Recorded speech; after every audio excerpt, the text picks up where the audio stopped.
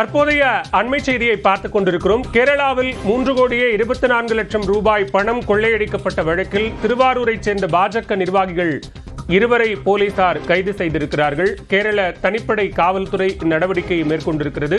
கூடுதல் விவரங்களோடு இணைகிறார் செய்தியாளர் ராஜசேகர். விவரங்களை பதிவு செய்யலாம்.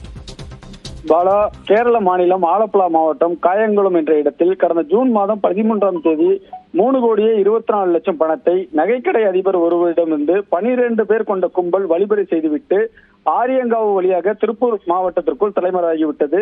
இது தொடர்பாக கேரள மாநிலம் காரியங்குளத்தை காவல் நிலைய போலீசார் வழக்கு பதிவு செய்து விசாரணை செய்து வந்த நிலையில் இந்த வழக்கு தொடர்பாக ஏற்கனவே திருப்பூர் மாவட்டம் சுபாஷ் சந்திர போஸ், அதே போன்று திருக்குமார் உட்பட 7 பேரை கைது செய்து விசாரணை நடத்தினர்.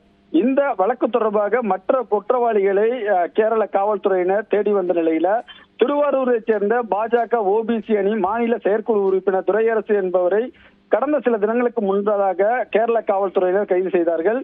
குறிப்பாக இந்த நிலையில இன்று திருவாரூருக்கு வருகை தந்த கேரள போலீசார் திருவாரூர் அருகே கீழக்காவாதுக்குடியில் வசிக்கும் நகர பாஜக இளைஞரணி தலைவர் ஸ்ரீராம் என்பவரை கைது செய்து அவருடைய வாகனத்தையும் பறிமுதல் செய்து எடுத்து சென்றிருக்கிறார்கள்.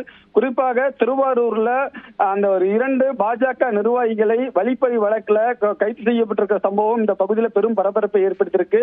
அது மட்டும் இல்லாமல் வேறு யாரும் இந்த கொள்ளை வழக்குல தொடர்பில் இருக்கிறாரா என்ற கோணத்திலும் காவல்துறையினர் விசாரணை மேற்கொண்டு வருகிறார்கள். பாலா, விவரங்களுக்கு நன்றி ராஜசேகர்.